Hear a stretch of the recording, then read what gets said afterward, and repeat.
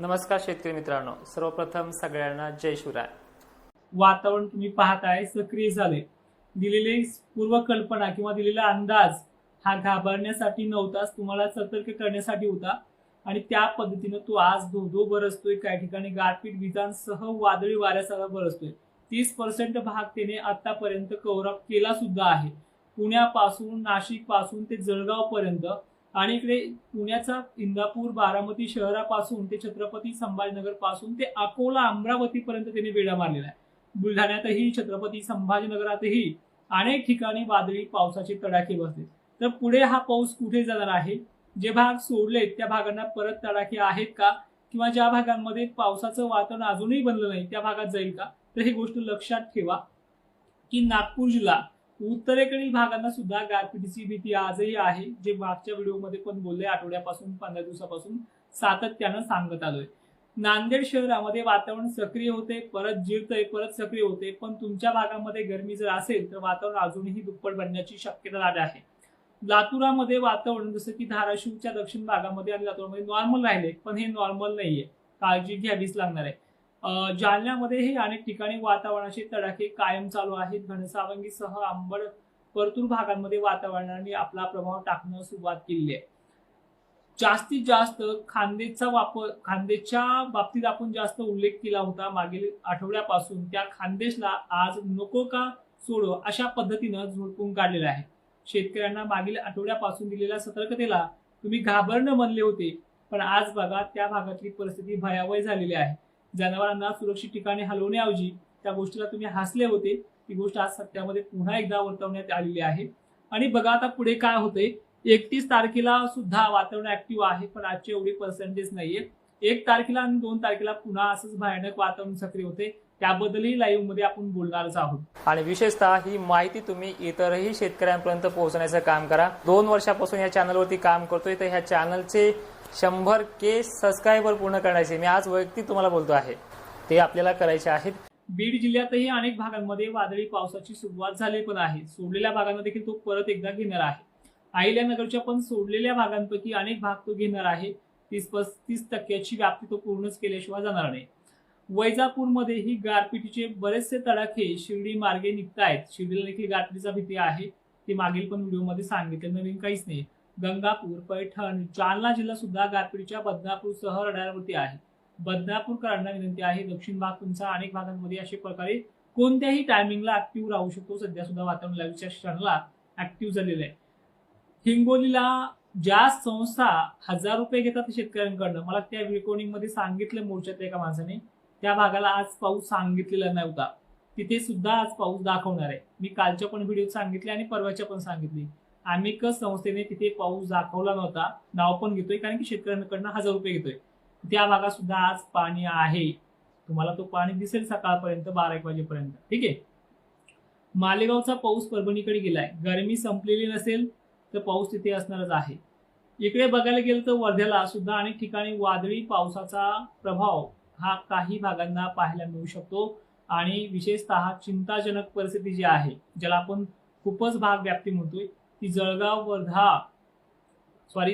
धुळे, नंदुरबार पासून खालचा भाग, बुलढाणा जिल्ह्याचाही अनेक भाग, अकोला अमरावतीचा भरपूर भाग गारपिटीच्या ट्रॅकवरती अधिक प्रमाणामध्ये चालू आहे। कमेंट घेतोय मी तुमच्या, फक्त शेतकऱ्यांना पुढे काय होणार आहे याची पूर्वकल्पना द्यायची। ज्यांना पाऊस पडून गेलाय, जो भाग मराठवाड्याचा असेल, विदर्भाचा असेल, आमच्या आजूबाजूने गेलाय, वातावरण निवळले, असं काहीच नाही, त्या भागातही पाऊस ऍक्टिव्ह असणार आहे, ठीक आहे। तर परिस्थिती बघा अशी चिंताजनक महाराष्ट्राची राहिलेली आहे। तर आता काही कमेंट असतील तर कमेंट मोजक्या प्रमाणात घेईल। सगळ्यात महत्त्वाचे अजून एक सांगतो की बऱ्याच शेतकऱ्यांना माझे अंदाज आवडतात, पण ते लाईकच्या माध्यमातून कळतं की 2000 शेतकऱ्यांना ते आवडतात। तर तुम्हाला माझे अंदाज आवडत असतील तर लाईक करा, कारण की बऱ्याच शेतकऱ्यांपर्यंत ते मेसेज पोहोचतो। पण लक्षात घ्या, उद्याची नॉर्मल कंडिशन आहे की अवकाळी कंडिशन आहे हे तुम्हाला समजलं पाहिजे। त्यासाठी मी लगेच उद्याचा अंदाज सांगण्याचा प्रयत्न करतोय। उद्या पुणे नाशिकमध्ये वारे हे जोराने वाहणार आहेत। आभाळ टिकू देणार नाही, पण पाऊस पुण्यामध्ये आहे, धुळ्यामध्ये आहे उद्याचा। कोल्हापूर, बेळगाव, हुबळीमध्ये सर्वाधिक जास्त पाऊस असणार आहे उद्याचा। उद्या सोलापूर, धाराशिव जे काही भागात कमी दिसत आहेत, ऊन वगैरे तिथे पाहायला मिळते चांदण्या पडलेला, तिथे उद्या पाऊस आहे 31 तारखेचा। छत्रपती संभाजीनगरला सुद्धा उद्याचा पाणी काही ठिकाणी स्थानिक लेवलला आहे। उद्या सांगली पण आहे. उद्या थोडं नॉर्मल वातावरण आहे. आजच्या इतकं भयानक नाहीये भोकरदन जाफराबादला, पण वातावरण थोडंफार एखादून गावांना बनेल, पण आजच्या पेक्षा उद्याचं वातावरण 10 पट कमी आहे. लातूरचा समावेश तर सांगितलेला आहे, कोल्हापूर आहे, अमरावती तुरळक ठिकाणी राहील. एकंदरीत महाराष्ट्राची परिस्थिती आजच्या इतकी घातक उद्या नाहीये, 31ला नाहीये. मग आपण पुढे पण पाऊस सांगितलेला आहे, ते तारखा देखील लक्षात घ्या. 1 तारखेला महाराष्ट्रामध्ये परत वातावरण ऍक्टिव्ह होते. लातूर जिल्ह्याची व्याप्ती त्या दिवशी सर्वाधिक जास्त राहते 1 एप्रिलला. कोल्हापूर पुणे परिसराची व्याप्ती राहते. मराठवाड्यामध्ये दक्षिण महाराष्ट्राच्या तुलनेमध्ये जी परिस्थिती आहे, पुणे पश्चिम अजूनही तेजस्वी पाऊस राहणार आहे. तर 1 तारखेला बीड जिल्हा आहे, धाराशिव आहे, सोलापूर आहे, बुलढाणा जिल्हा आहे, जालन्याचा सुद्धा भाग काय आहे उत्तरेकडीला, त्यानंतर अकोला पण आहे, विदर्भातला सुद्धा अनेक भाग त्या दिवशी आहे. ठीक आहे. अहिल्यानगर मोजक्या ठिकाणी असेल, छत्रपती संभाजीनगर देखील मोजक्या ठिकाणी असेल. पण पुन्हा आजच्या तारखेसारखीच जी तारीख येते लक्षात घ्या, 2 तारीख आहे.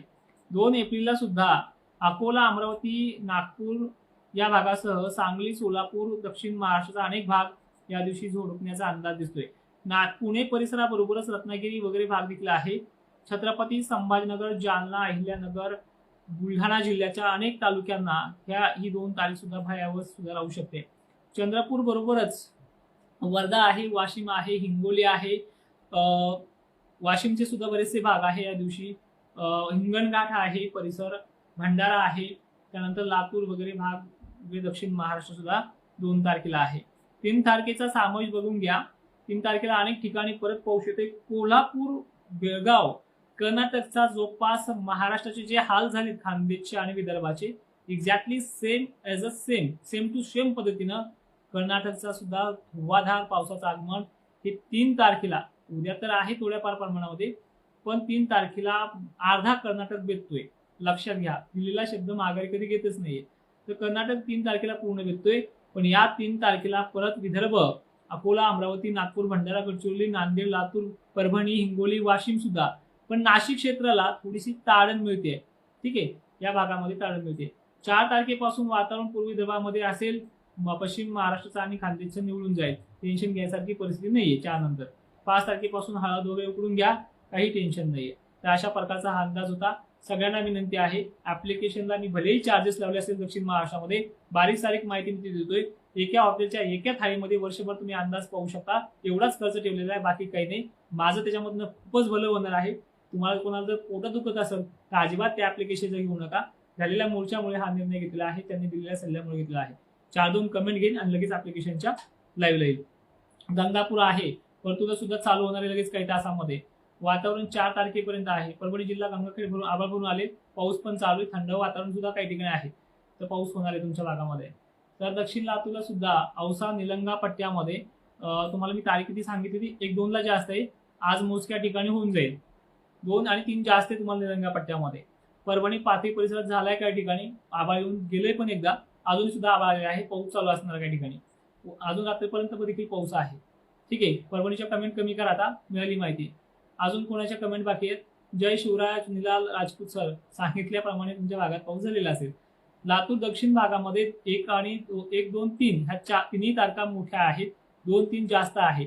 आणि तुमच्या भागामध्ये उद्या सुद्धा काही ठिकाणी पाऊस आहे निलंग्या पट्ट्यामध्ये. ज्यावेळेस उत्तर भागाचा जास्त समावेश होतोय त्यावेळेस दक्षिण भागाचा कमी असतो. ठीक आहे. माहिती शेवटपर्यंत पाहणाऱ्या शेतकऱ्यांचे धन्यवाद आणि ही माहिती सर्व शेतकऱ्यांना पाठवण्याचा प्रयत्न करा. जय शिवराय.